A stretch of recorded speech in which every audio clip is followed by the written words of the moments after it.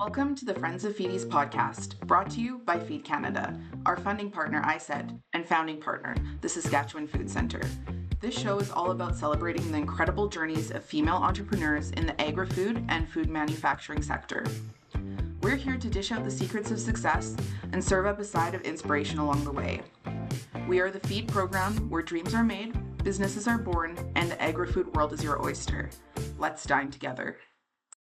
Hello, and welcome to the Friends of FEADies, the podcast where we share the stories behind Canada's food founders, the lessons they've learned, and the realities of building a business in the food industry. Today's guest is Prabha Mattappally, founder and CEO of Bhalla Protein. Like many great food businesses, Bhalla Protein started with a problem. Prabha was looking for a snack that was nutritious, satisfying, and fit into everyday life. What she found instead was a market full of products that seemed to force consumers to choose between nutrition and enjoyment. Rather than settle for what was available, she decided to create something herself. Today, Bhalla Protein is built around the belief that better nutrition doesn't have to feel restrictive. Their protein and fibre-rich donuts are designed to be nourishing, satisfying, and enjoying all at the same time. Prabha is a graduate of one of Feed's accelerators, the Recipe to Scale Accelerator, and today we're talking about identifying a gap in the market, building a product people actually want, and what happens when you decide to create the thing you wish that existed. Prabha, welcome to the podcast. Thank you, Lindsay. I am honored to be here, and I'm so happy to share my story. So what was happening in your life at the time, and what made you feel there was something missing in the market? So a few years back, I decided to really dial in on my health and wellness. And as a woman who's middle-aged, that essentially means doing everything, all of the time. For healthy longevity, you need to exercise, you need to eat right, you need to sleep, you need to keep your mind healthy, you need to keep your social connection strong, all of the things, all of the time. And that's what I was trying to do. I was striving to do all those things. And when it came to what to eat, trying to hit my protein goals, I'm a snacker, and I found that there was not enough healthy protein snacks in the marketplace that tasted good.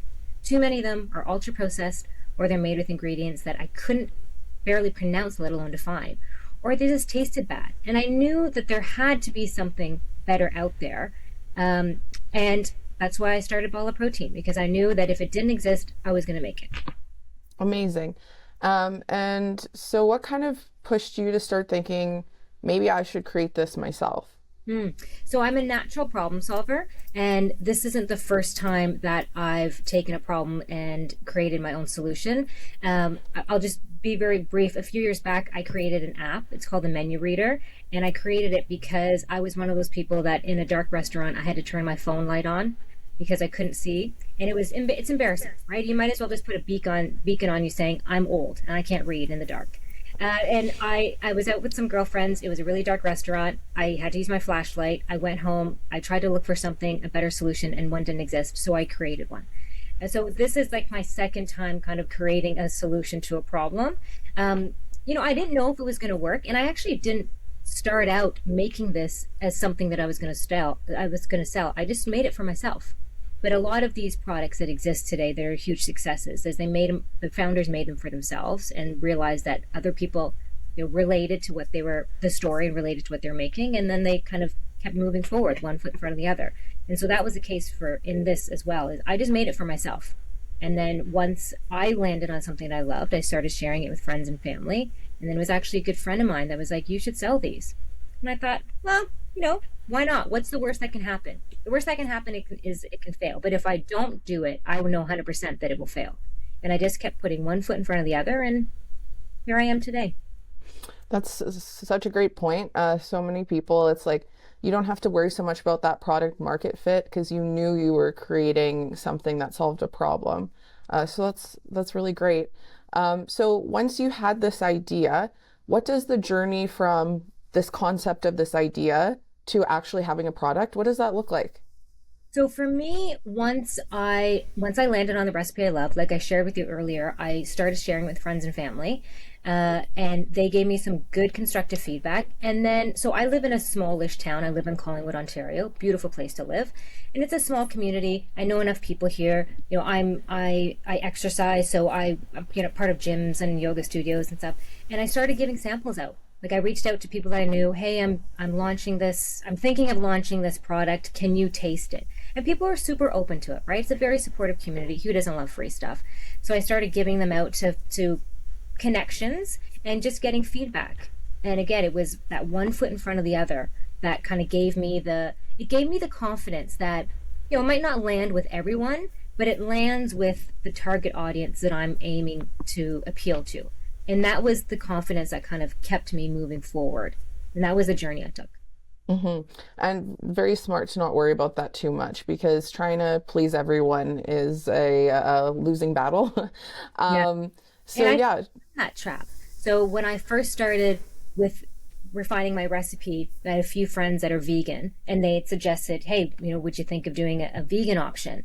And in my mind, I thought, oh, yeah, I should try that. And so I started trying a vegan version, and it failed. And, you know, and I had to kind of step back and do a rethink and think, there's nothing wrong with the vegan version, but this isn't a vegan version. And I needed to really focus on this iteration of the donut. But because it's easy, right? It's easy to kind of get pulled in many different directions when you feel like you're appealing to everyone. And you're never going to be able to appeal to everyone. But as long as you can address the problem for the subset of an audience that you're marketing towards, you're golden. Yeah, well, and this is kind of a perfect lead way into my next question, because I was wondering, what are some of the biggest challenges in creating something to make it both like that nutritious but also enjoyable to eat? I mean, that in itself is a challenge. Trying to create something that's nutritious and enjoyable. When I started tweaking my recipe, you know, like in theory, I had these ingredients that I wanted to add to make it taste delicious, and then I had these ingredients that I needed to add to make it nutritious. And I thought, well, just throw them all together and it'll be fine, right? Because this ingredient tastes good and this ingredient tastes good, so the two of them together should be fantastic. And that is not the case whatsoever, right? So where the recipe that I first started with the recipe that exists today is miles ahead, right? When I first started, because I really wanted to hit the protein count. And if you add too much protein, that's when you end up getting snacks that are chalky or dry, right? Where there's a lot of snacks that are high in protein, but they're chalky and dry. And I didn't want that. I wanted it to taste good, but I didn't want to add sugar alcohol. So, okay, so what's my option here? It's a lot of trial and error. And what I think is so hilarious is I'm not a baker. So I always laugh when I'm spending hours in the kitchen making these donuts. And baking, so I can cook and I enjoy cooking, but I find cooking is very forgiving, right? Like you can tweak something, but baking is a science. Like it is a pass or fail. And there were many failures. But I just knew, I was like, you just have to keep trying and it can work. And thankfully, I finally landed on one that was able to deliver both the nutrition and the taste. Yeah, sounds like a lot of hard work to get there for sure. Yes. Days when I thought, why am I doing this? Yeah. I'm sure I could buy something. I'm sure I could buy something. I'll just have a treat and a protein bar and call it a day. That's right. And I was doing that. And I found that I was doing that where, like, I was eating something that was giving me, let's say I was eating a protein bar that was giving me the macros that I wanted, but it wasn't appealing to my taste buds. But then I would end up eating something else for the taste. So I was just consuming more calories because I needed to eat something that was good for me, or that was going to be good for my body, but also something that tasted good. I was like, well, this isn't helping me. Mm-hmm, mm-hmm. Yeah, no, you don't have to double down like that. No. So was there anything that really surprised you about this product development process you went through? What surprised me was just how long it takes, really, was what surprised me. Because again, I thought, okay, here's an ingredient, I'll just put it together, it'll be fine. Throw it in the oven, it's gonna be great. Put it in the shape of a donut. Everyone loves the shape of a donut, but it was a lot. It was a lot of trial and error. And again, because I don't have a food science background, I don't have a culinary background, so it was a lot of going on the internet, having AI help me. Okay, this is the problem here. This is the problem I'm seeing here. There's the problem here. And it was very helpful. Like the information is out there if you want it, but you still have to do the work. And that's it. And you're always doing the work because there's always a new challenge, right? There's always a new issue. Like I'm lucky that I've nailed down my recipe, but that's just a small part of running the business, right? There's the sales, there's the marketing, there's the this, there's the that, there's the tech. It's everything. Hmm. Yeah, absolutely. There's a lot. And I did want to kind of just go back quickly to, you mentioned a little bit about just getting some of that feedback from people who maybe they weren't your customer yet, but you would imagine to be your customer in the future. So can you kind of share a little bit more about that, like how that feedback shaped both either the business or the product?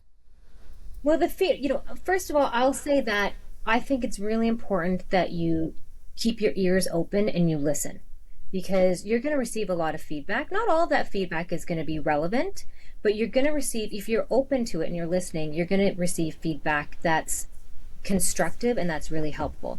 And I can give an example as a piece of feedback that I received very recently that's really stuck with me is a mentor asked me the question, if someone's not eating one of your Bhalla Protein donuts, what are they going to eat? And she's like, and that's what you have to market to. And I thought, that's genius. Like, that's exactly how I need to be marketing my product is you're going to eat this instead of that. But I'd never thought of it like that.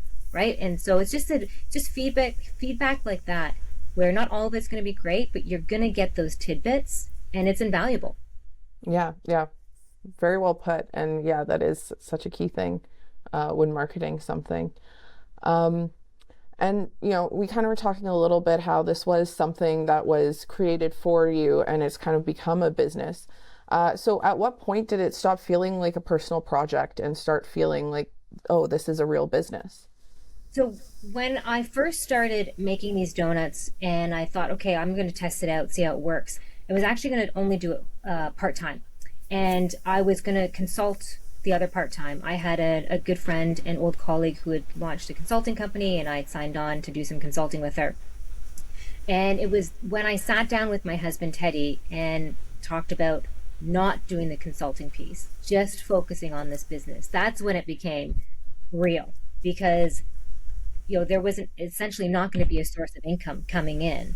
I was just going to be spending money for a while, not making any money. And that is when it becomes very real, is when you see that financial implication of making that decision. Yeah, yeah, absolutely. And what has kind of surprised you most about this entrepreneurship journey? That's a great question. I've always had an entrepreneurial spirit, but fear kept it at bay for way too long. And I have to say that I've never felt more aligned with what I'm doing. I always searched for that alignment in all the various roles that I've held over the past 25 plus years, but I always knew that there was something missing. And this may sound cheesy, but I've never felt more professionally fulfilled than I feel doing this. And that's like what I love most about what I'm doing is I just feel so aligned with who I am and what I'm supposed to be doing. I love that. That's a great answer. And yeah, I can absolutely see that and hear the passion in your voice when you talk about it and this entire journey. And can you tell me a little bit about just how your business has evolved since kind of you started to where you're at now? So when I started selling the donuts, so right now where they are now is they're individually wrapped snacks. They're meant to be a grab and go snack and they're frozen.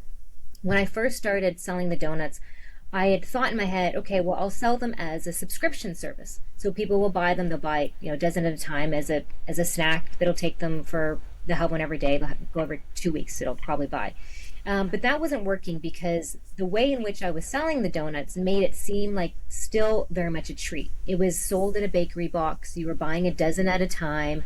If someone wanted to freeze them, they had to do the work themselves. So how I envisioned the snack being eaten versus how I was selling the snack just wasn't in alignment.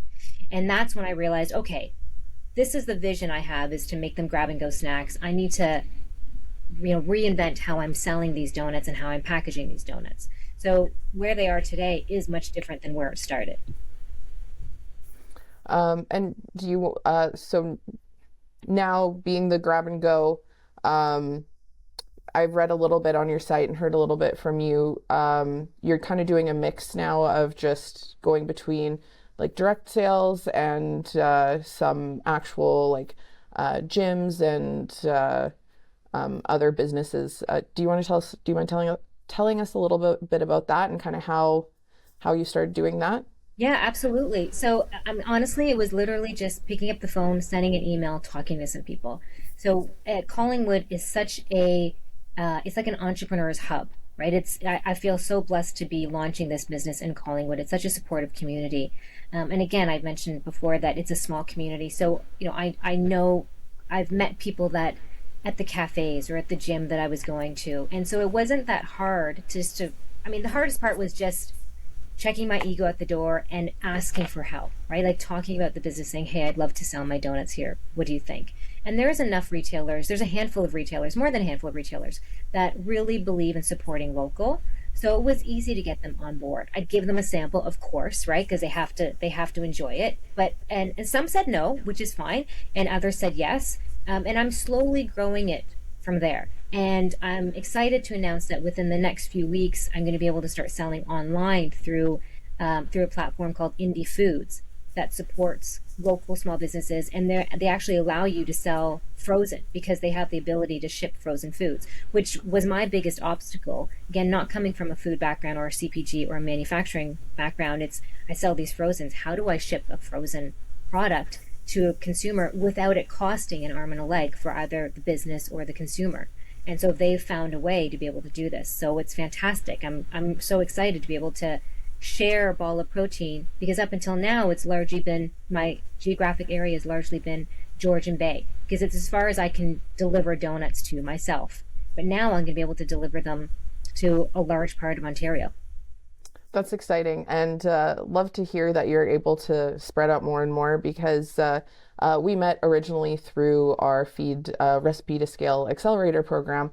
And every time that we're in the program and I'm hearing about everyone's businesses and stuff, I'm always looking at websites and being like, okay, what can I try? I'm like, just because of, the restrictions based on geography, I don't always get to try everyone's products and stuff. So, I mean, we're not quite getting to Saskatchewan yet. That's okay. But across Ontario. One day. Exactly. So I'm very excited at the fact that that's moving forward, because I'm excited for the day that I get a chance to try one. And just while we're kind of talking about this right now, I would love if you'd be able to tell our listeners a little bit about your experience taking the Feed Accelerator, and kind of how did our program play a part in your journey? Absolutely.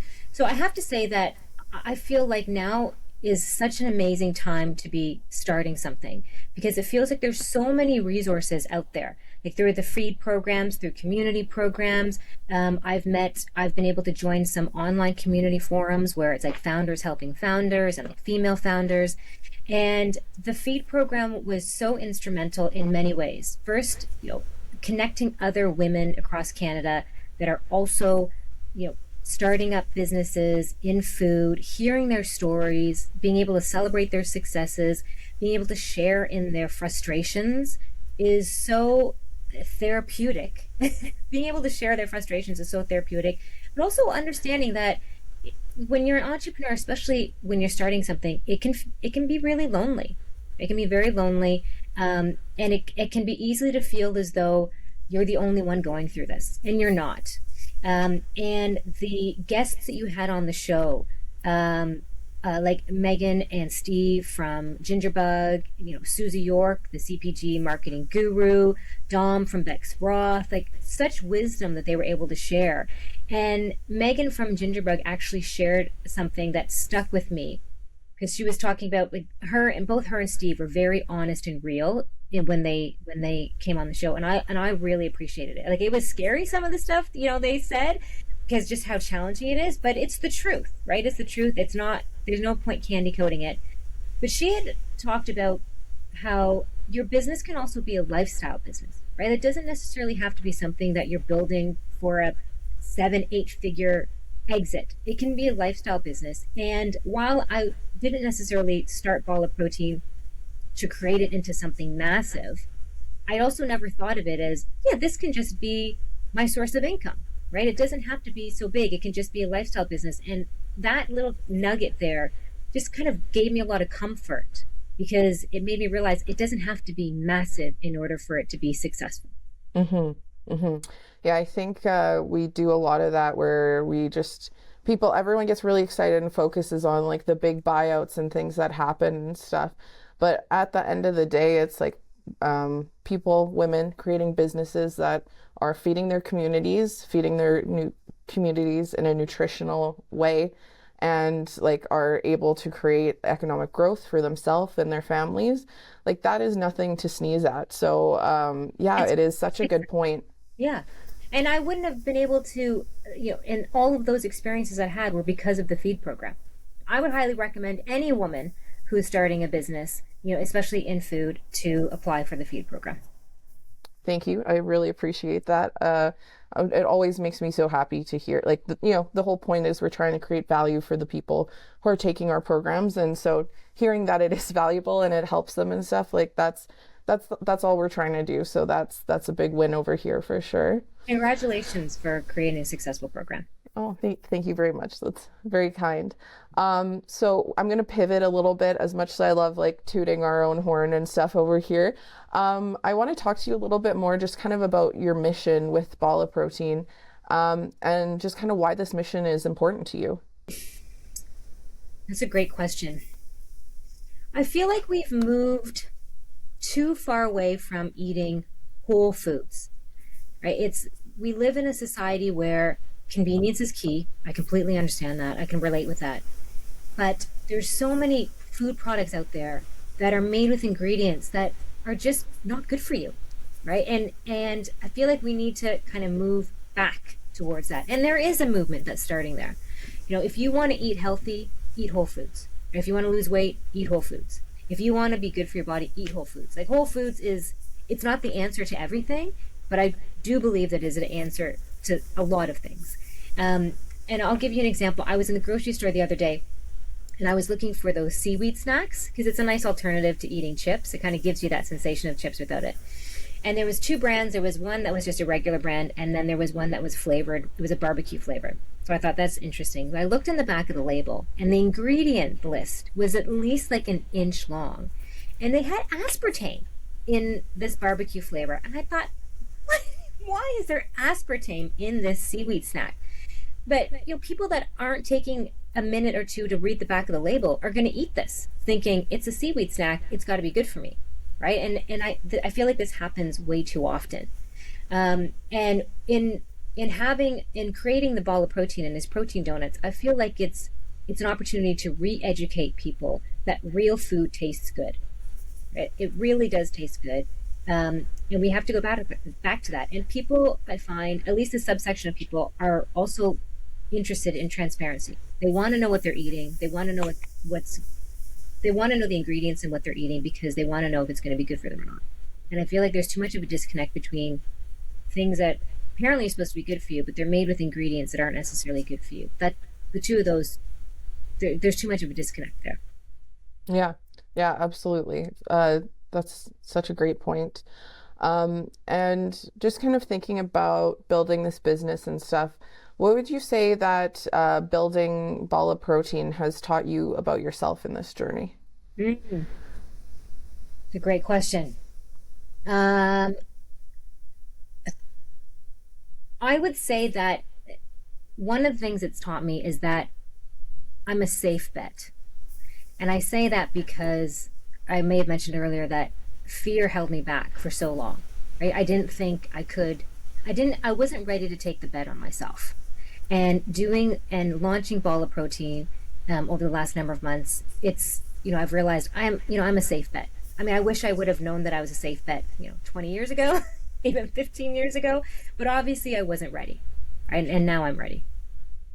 I love that. That's great. And I think that a lot of people listening probably can relate to that, because I think we all get a little caught up in fear and the stories we're kind of telling ourselves about what we can and can't do. So, and I find especially as women, mm-hmm. right? Like we don't give ourselves enough credit. Mm-hmm. Yeah, absolutely. So is there something that you know today that you wish you knew when you started the business or the journey? To be honest, I'm actually glad that I didn't know back then what I know today. Because I feel like that fear would have crept in again. It might have stopped me because there's a lot of unknown. It's a lot of putting out fires. And again, it's one of those things where it's like, if I knew that going into it, I might, I might think twice. I have no regrets whatsoever, but sometimes ignorance is bliss. Yeah, absolutely. And if you could give advice to someone who has an idea and they're excited, but they haven't taken the first step yet, what advice would you give to them? I would say, I would give two pieces of advice. You have to bet on yourself. First and foremost, you have to bet on yourself, because if you can't bet on yourself, you can't expect anyone else to bet on you. And then I would also say that you don't have to have everything figured out. Like, I didn't have anything figured out other than the fact that I created a snack that I loved, right? So if you can, I would say that's the most important thing, is you have to be able to stand behind the product or the service or whatever it is that you're creating. You have to be able to stand behind it. You don't have to figure out, you don't have to know everything else going into it, but you have to be willing to figure it out, because you are going to need to know those things at some point in time. As long as you have that willingness to figure it out, you're going to be okay. Well, that's great. I love that. Really good advice.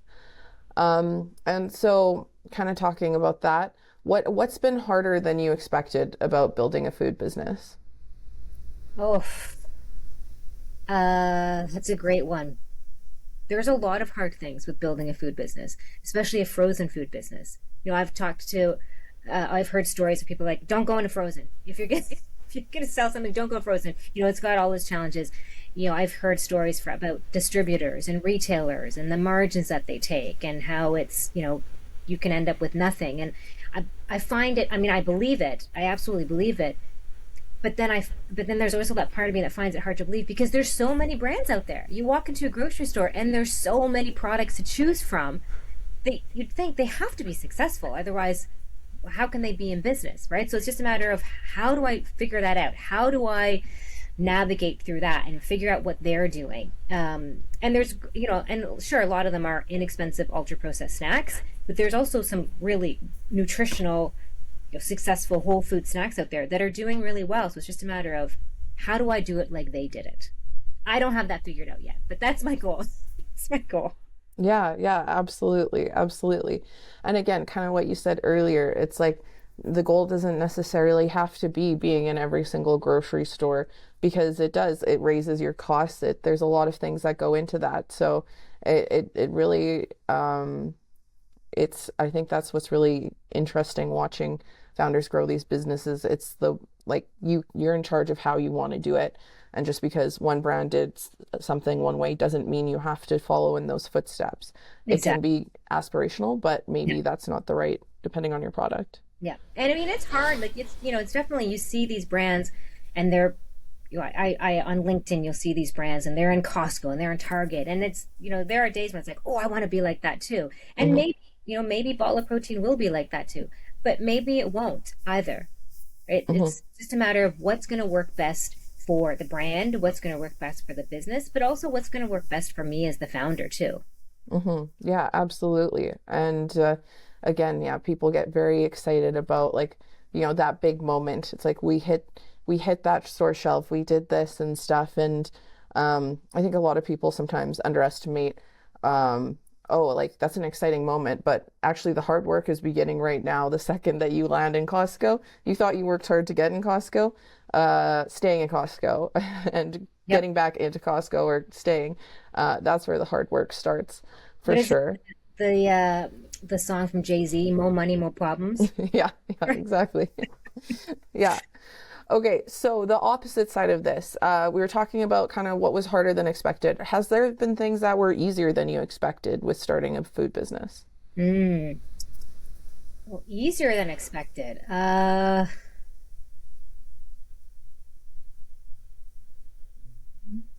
No.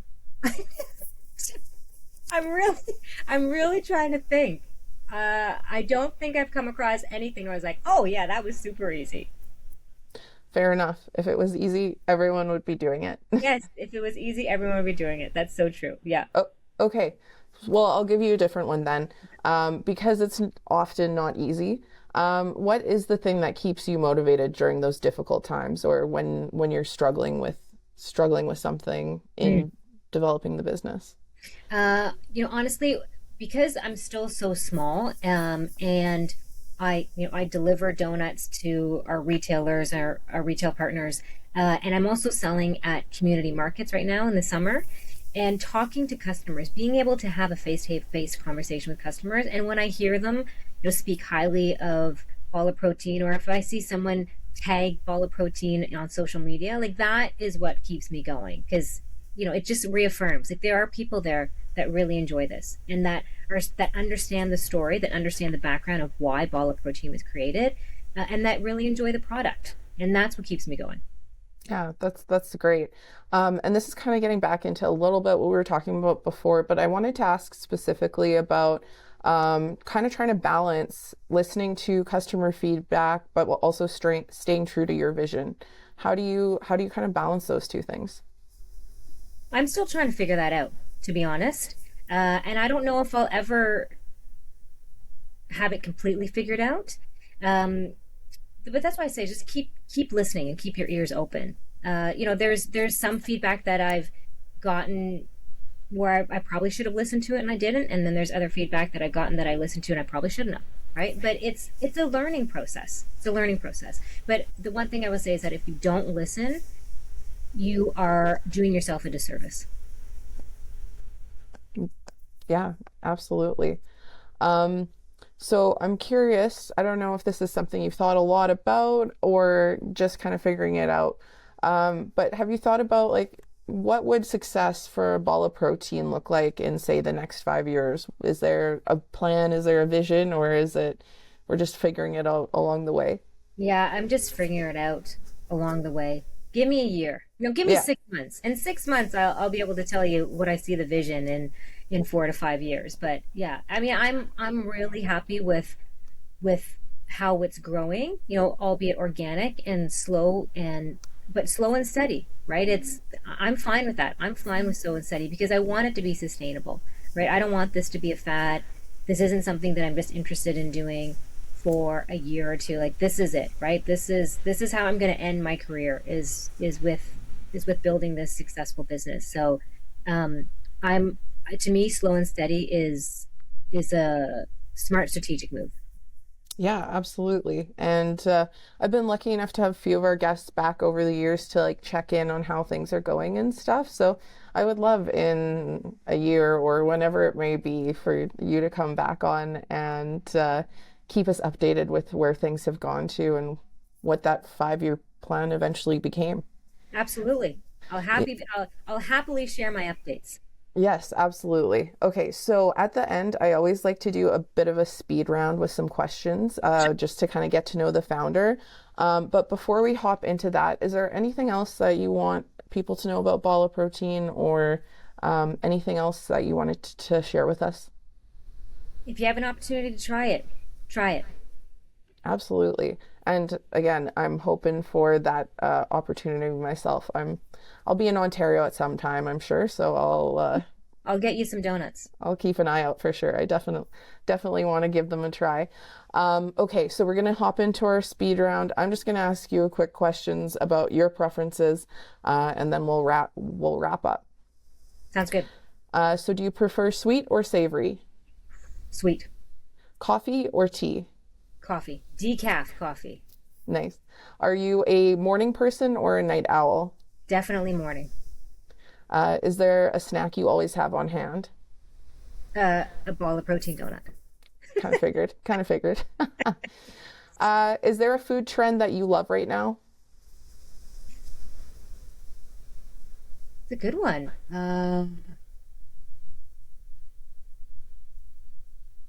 Sorry, this answer is not very speedy. That's okay. It's not as that speedy of a question. I can't think of one. Okay. Do you have one? I feel like we're getting more grocery stores have more like international products. Like I'm having more chili oils, more access to different types of like I love different sauces and like condiments. So I would say like that's one for me.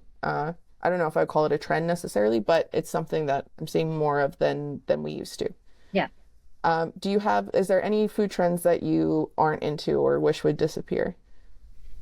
I keep seeing on social media the dot cake. Oh, yes. Yeah. Yeah. I don't think I'm going to get into that one. That's fair. And so what's your favorite way to enjoy your own product? So I have one Bhalla Protein donut a day, sometimes two if I'm missing a meal. And how I eat it is I exercise first thing in the morning, and I was told by many trainers and coaches that, especially for women, you need to eat something before you go to the gym. So I actually have half of the donut first thing in the morning before I go to the gym. And then I save the other half for whether it's like mid-morning or mid-afternoon when I'm feeling peckish and I, want to have something that feels like a treat, and that's when I have the other half. Nice. And can you give us one word that describes entrepreneurship? Fulfilling. And one word that describes where Bhalla Protein's at today?